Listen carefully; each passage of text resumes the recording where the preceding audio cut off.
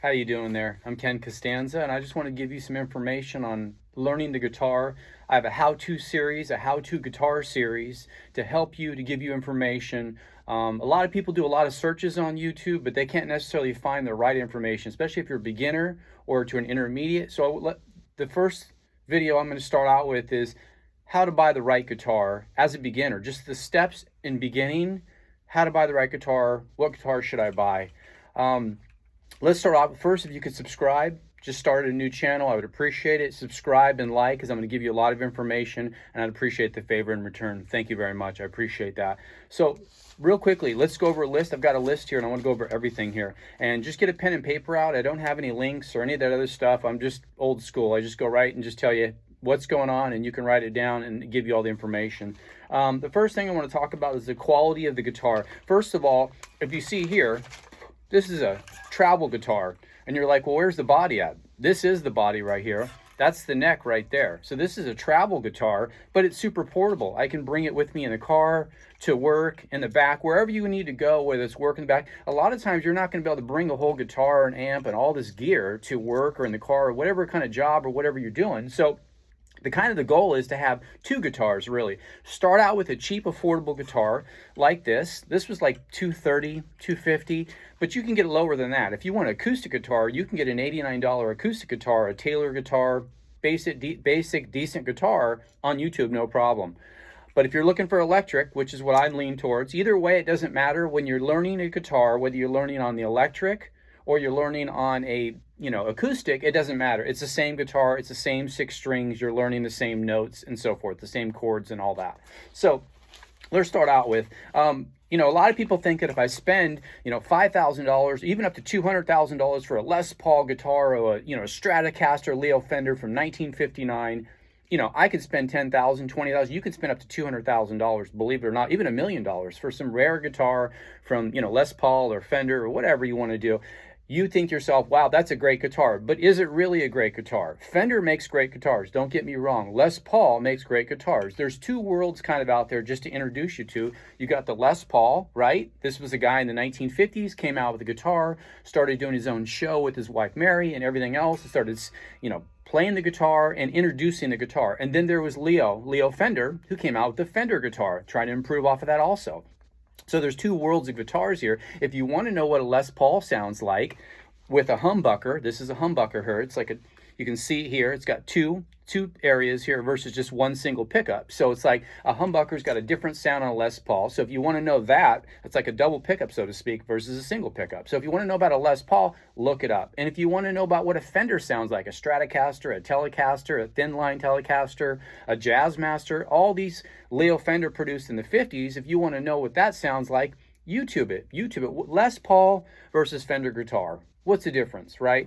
So that's first thing I want to start out with is if you want to know about, I guess the first goal for the guitar is, one, you want to learn the guitar. So buy a portable guitar. That's my first goal. Portable, cheap guitar, because you don't know what kind of guitar you're going to get. I'm in the process of customizing my guitar. I've got an aluminum cut guitar coming to me. It's single aluminum body cut out with all the parts I'm replacing. So that's my point that I'm trying to make here is when you get a guitar, just because you bought it and it's a 1959, it's a Les Paul guitar and it's $10,000, that's like 65 years ago. So it doesn't mean it's going to be worth $10,000. First of all, what's the quality of the humbucker? Is that humbucker 65 years old? Has that been sitting in grandma's basement somewhere? Did you buy it at a yard sale or somewhere where the guy played it for years, but then maybe he never changed the strings, right? You can change that. What about the bridge and the saddle? Did they ever change that? Did they change the humbucker at all? You know what I mean? The list goes on. What about these frets right here? Are they rough now? Have they been rusting? They've been sitting in somebody's garage somewhere and developing rust. Maybe they're on the beach somewhere where the salt's got to them. You never know. The wood, has it been chipped or used or whatever? Just because it's an old Les Paul or an old Leo Fender guitar doesn't necessarily mean that, oh yeah, this is, it's great. You know what I mean? It doesn't mean that it's perfect condition and it's worth $10,000. What makes a good guitar, number one, is yes, you can go to fender.com and you can order individual parts and you could build your guitar, right? You can order a single pickup if you'd like. You can order the saddle and the bridge. You can order the tuning pegs here. See these pegs right here? These lock the string right here. So you can order these separately. You can order everything. You can get a full body. You can build the whole guitar. Or You can buy an affordable guitar. Say you bought a $200 guitar on Amazon, but you notice like the output jack is kind of weak here. You can get that output jack replaced. You see what I'm saying? This output jack here, you can get this replaced. You can go to a guy that works on guitars and say, hey, can you replace that? And you can order that part on Amazon for like 30 bucks. You can order a nice tuning pegs for like $50, nickel plated, or, you know, really solid tuning pegs, locking pegs, you know, from the original 50s, really real quality. You can buy those on Amazon and have that replaced by a guitar specialist. You know, go to a guy who works on guitars and say, hey, can you change out my strings? You know, can you change out the tuning pegs? Can you put a new saddle and a bridge on here? Can you put a humbucker on here, or just a single pickup? You can convert that guitar to whatever you would like to convert it to. That's my point. So the budget isn't about that. It's not about if I bought a $10,000 guitar or a $100,000 guitar versus a $200 guitar. These days, you know, Fender doesn't always make guitars in America anymore. They have offshores. They make them other places, so the quality can be hit or miss depending on it. So in the end, you can buy these quality parts and you can put them on your guitar and turn a $200 guitar into a $10,000 guitar because the bridge is new, the saddle's new, the strings are new, everything's new. The wood's been sanded down, it's solid now. The output jack is solid now. You know, the tuning pegs are good now, everything. So that's one thing. So, and the one thing about guitar is, you know, at the start, get a travel guitar like this that you can just travel with, that you can throw it on your backpack, you can take it to work, because remember, it's about practicing every day and not just, I'm gonna go practice for 10 hours one day and then the rest of the week not touch my guitar. When you're starting out, it's about practice, practice, practice, okay? And I've got a lot of videos, so feel free. My name is Ken Costanza. Fruits of the Spirit is the name of my channel. You can click on subscribe, please do that. Please click on thumbs up, please do that. Let's go down the list here. So get a budget together, whether it's a loan from mom and dad, whether it's to put it on your credit card, whether you're working an extra job, put the money together and decide what I want to do. Do I want to buy a $200 guitar on Amazon, maybe a travel guitar, and then later get the parts all replaced, go to a guitar specialist, order these parts from Amazon, do some research. If you don't know, like, well, what's a good quality humbucker? Just Google it, YouTube it. You're gonna have 20 videos on what's a good quality humbucker, a good single pickup. What's the difference between a Fender and a Les Paul? YouTube it. There's a vast amount of knowledge out there that can educate you on how to replace every single part that you want. How do I replace these tuning pegs? Real simple, just YouTube it. You can have somebody do it, but maybe you just wanna know what quality tuning pegs there are so you can go to a guitar specialist to replace all these parts out. Because in the end, a guitar is parts, right? And this could be a mahogany wood, like if you bought a Fender, you know, and it could be made out of full mahogany wood. A lot of these old Les Pauls, and we'll get into that, but a lot of these old Les Pauls and a lot of these Fenders back in the day weighed a lot. Why did they weigh a lot? Because they were just single cut out, heavy pieces of block of wood, like 10 pounds. So think about that also when you buy a guitar. Is this weight going to be on your shoulder? Say you're gigging for hours, right? Are you going to be able to handle that 10 pounds on your back and on your shoulder? Think about that for a second. The weight of the guitar, you know, this is a light guitar. This is probably less than 4 pounds. This is light, but you could be getting a full-size mahogany single cut. That's why the thin line came out. And the reason why they did that, the Telecaster, the thin line from Leo Fender, the reason why they came out with the Telecaster, they started cutting pieces of wood out, probably because people were just going, gosh, this guitar weighs 10 pounds.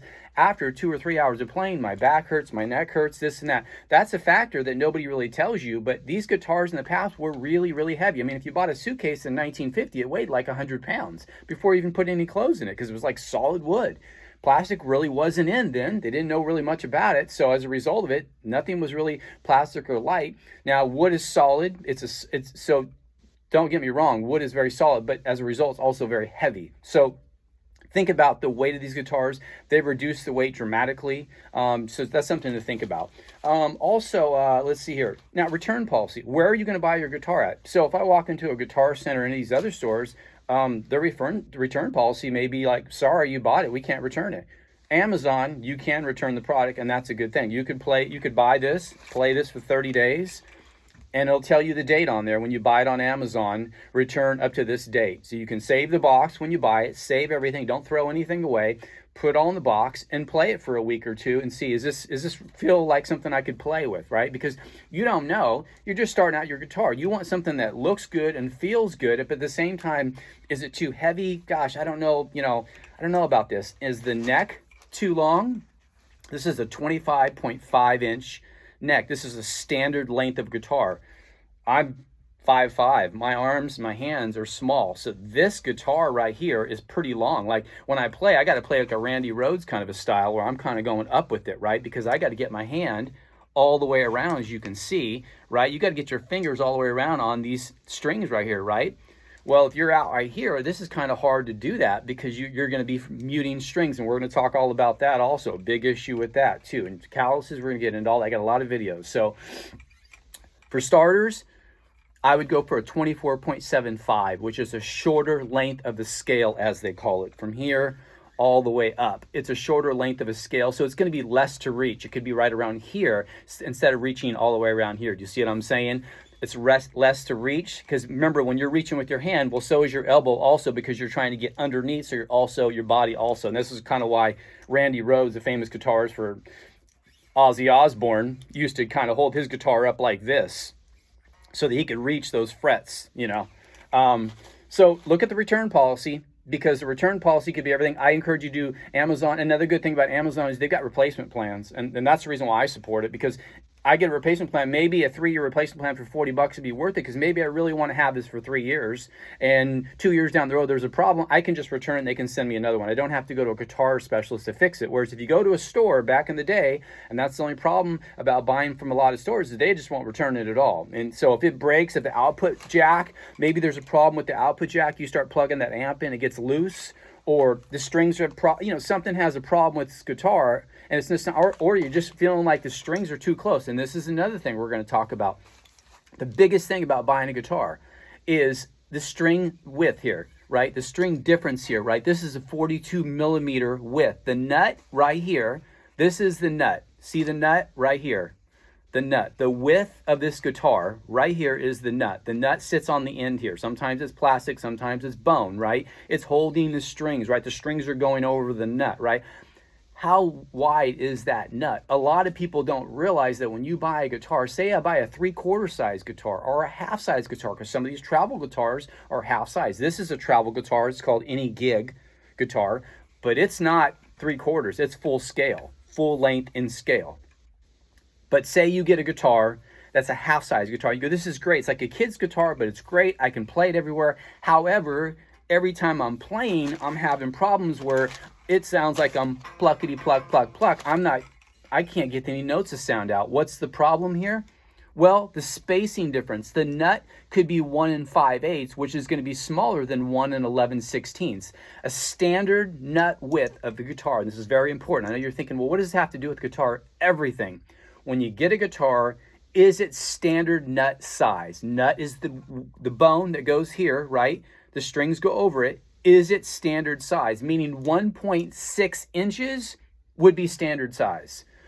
So that means this space between here and here is 1.6 inches, right? Then the strings are spread out accordingly, right? Well, if it's 1 5/8, which is the smallest guitar size, nut size, then when you go to put your fingers on, you're going to find your fat fingers, your whatever fingers you've got, they're going to start muting and plucking. So you're like, I can't sound out a note. I can't get it because my fingers are blocking all kinds of strings, right? I'm trying to do an A here. I'm going up on this right here. I'm going, wait a minute here. Why am I, why is everything being blocked here? I'm doing an A minor, or I'm doing an A or a C or a G. What's going on here? Why am I playing these chords and I'm mute?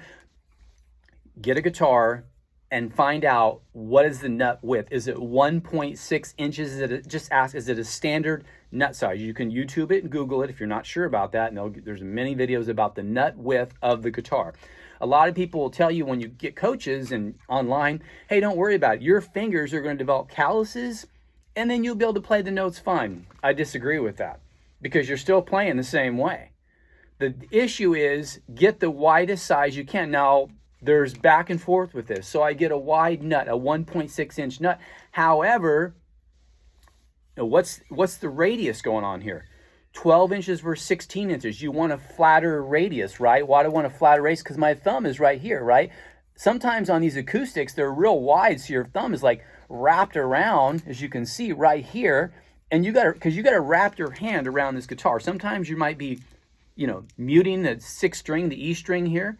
Other times you're obviously trying to get around in order to play chords, right? So your hand's going to have to go around, right? So you don't want it as wide and thick also, which is another issue.